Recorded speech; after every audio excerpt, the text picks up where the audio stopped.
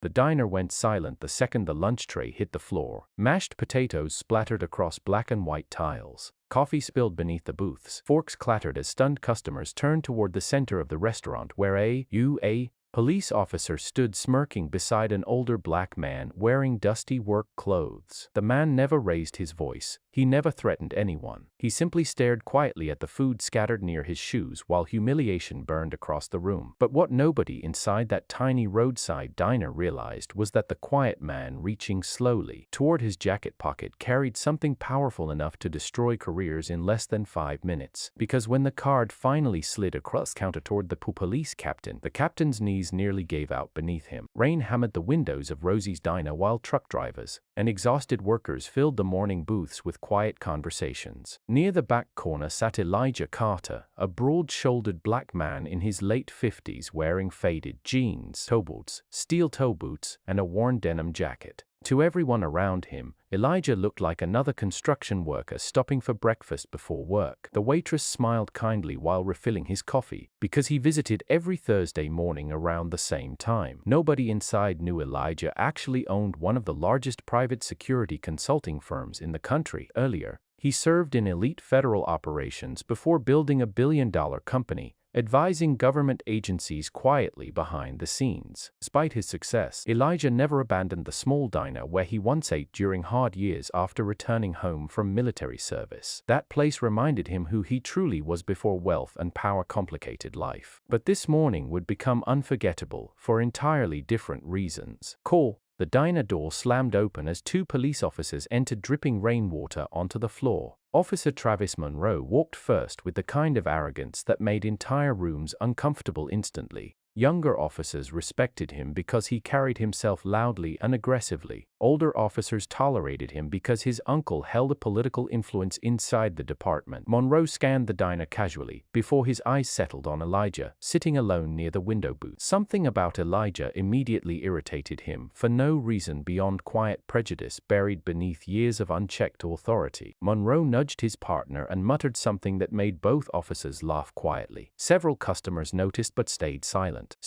Silent. The waitress approached nervously, asking if the officers wanted coffee. Monroe ignored her completely while continuing staring toward Elijah's table. Elijah remained calm while opening the small lunch container beside his plate. The diner's cook always prepared him a simple homemade meal to take back to work afterward. But Monroe suddenly walked directly toward his booth, without invitation. He demanded identification aggressively while claiming someone reported suspicious activity nearby. Elijah politely asked whether he had done something wrong. Monroe smirked and said people who looked out of place always deserved questions. Conversations across the diner began fading slowly as tension spread through the room. Elijah calmly explained he was eating breakfast before work and had done nothing illegal. But Monroe was no longer interested in explanations. He wanted submission. And when Elijah refused to act intimidated, the officer's frustration visibly grew stronger. Without warning, Monroe grabbed Elijah's lunch container directly off the table.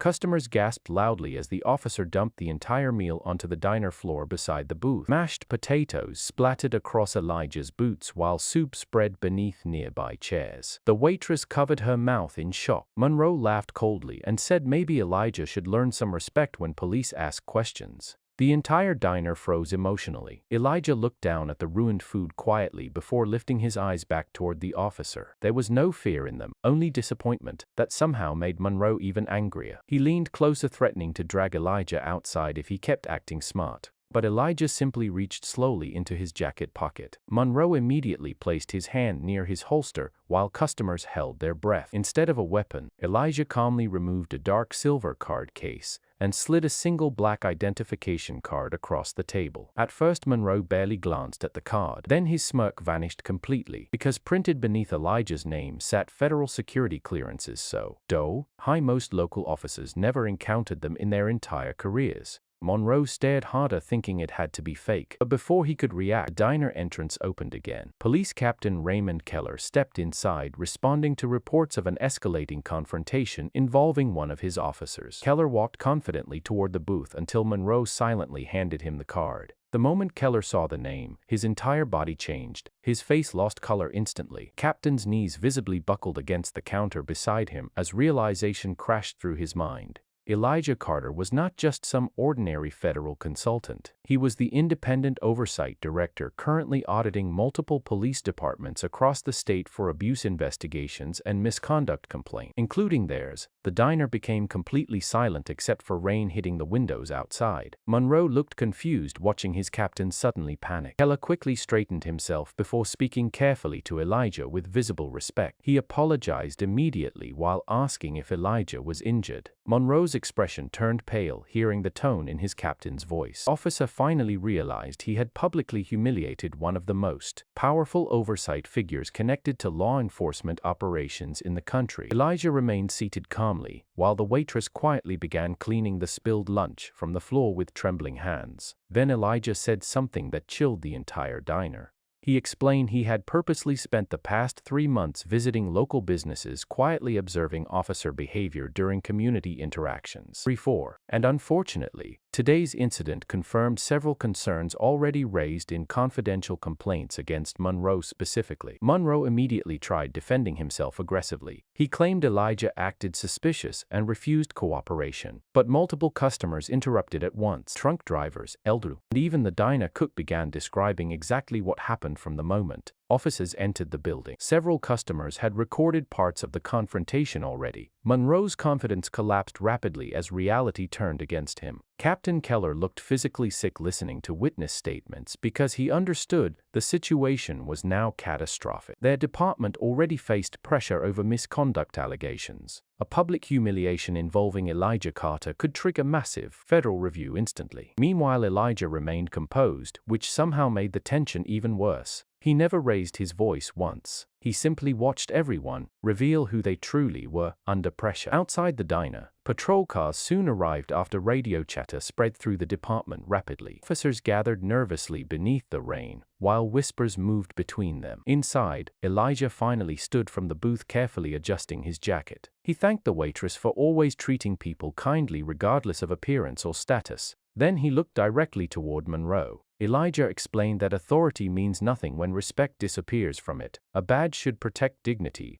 not destroy it publicly. Monroe lowered his eyes for the first time since entering the diner, but Elijah was not finished. He calmly informed Captain Keller that every complaint file regarding Monroe would now receive immediate review by independent investigators. And based on today's witnessed behavior, suspension recommendations would likely begin before sunset. News traveled through the town within hours. Videos from inside the diner exploded online showing the exact moment Monroe dumped Elijah's lunch onto the floor. Millions watched the confrontation repeatedly, while outrage spread rapidly across social media and local news stations. But what affected viewers most was not yelling or violence. It was Elijah's calm reaction afterward, the quiet dignity, the disappointment in his expression while staring at the ruined meal. People recognized something painful in that moment, because humiliation often reveals more about the aggressor than the victim. Community leaders soon demanded accountability publicly, while reporters crowded outside police headquarters waiting for statements. Inside the department, officers whispered nervously about Elijah Carter's reputation. Some described him as the man responsible for exposing entire corruption networks quietly through patience and observation alone.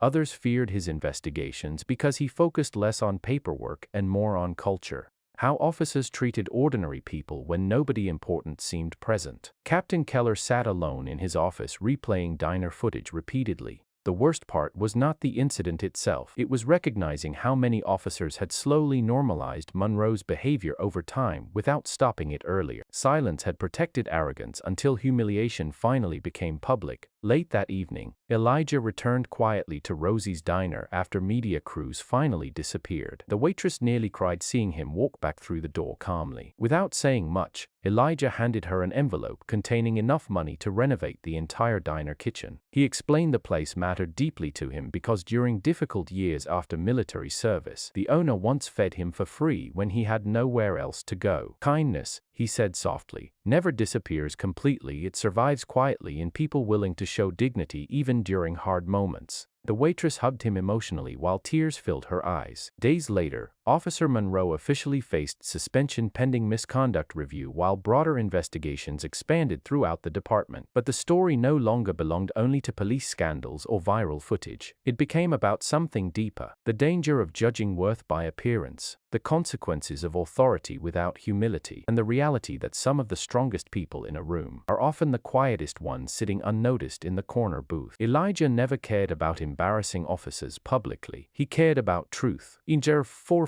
Because character reveals itself most clearly in moments when someone believes the person in front of them has no power at all. Months later, a framed photograph quietly appeared inside Rosie's diner near the front register. B9. It showed Elijah sitting calmly at his usual booth, smiling beside the staff. Beneath the photo rested a small plaque with words customers often stop to read carefully before leaving. Respect people before you know who they are. Humanity should never depend on status. Only now, whenever officers entered the diner, they treated every customer a little differently than before.